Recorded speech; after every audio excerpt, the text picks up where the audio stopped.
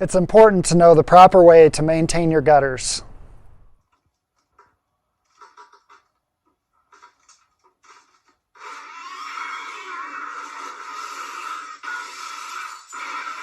Hi, I'm Dakota Shafer with Structure Real Estate Group in Colorado Springs, and today I want to talk about gutter maintenance. There's a few things you should do every year to make sure that your gutters are draining properly. The first thing I want to talk about is your tip outs. Make sure that these are always down so that the water coming out of the gutters gets away from your home as quickly as possible. When we talk about water damage to your home, we usually think about water leaks on the inside, plumbing leaks, toilet leaks, those kind of things, which can cause a ton of damage as well. But exterior water causes a lot of damage to your foundation and or your siding. Now you also might run into scenarios where the tip out doesn't get the water far enough away from your home. You'll run into this with long areas of roof where there's a ton of water coming down the gutter. In those scenarios, it might make sense to go to the hardware store and get a piece of this long perforated pipe or drain tile.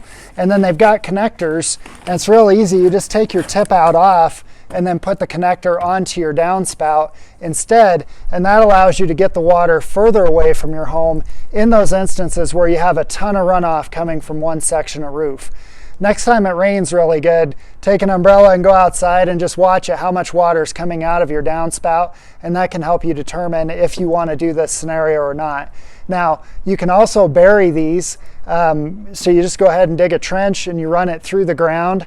If you do that, you want to make sure and daylight the end of it, and by daylighting I just mean have the open section come out of the ground again, and then you're going to want to put a cap on. There's a vented cap that you can put on it to make sure that no critters or anything like that go up into the pipe and die and plug it.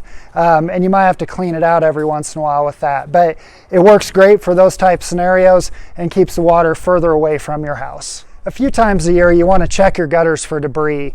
Sticks and leaves and roof particles can go down there and plug them up, and if that happens, your gutters can overflow and cause water intrusion to your home. So there's a few different ways you can do that. The most simple is just a ladder, pair of gloves, and a bucket. Scoop it out and take it away.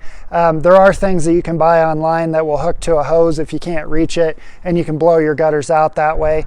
But you want to do that a few times a year just to make sure that they're flowing correctly.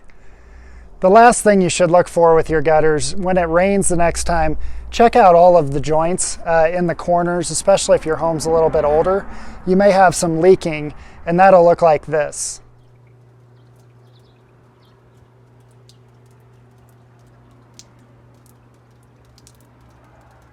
As you can see, with those leaks, it can damage your siding and your paint over time, and that can cause further issues on the inside of your home as well.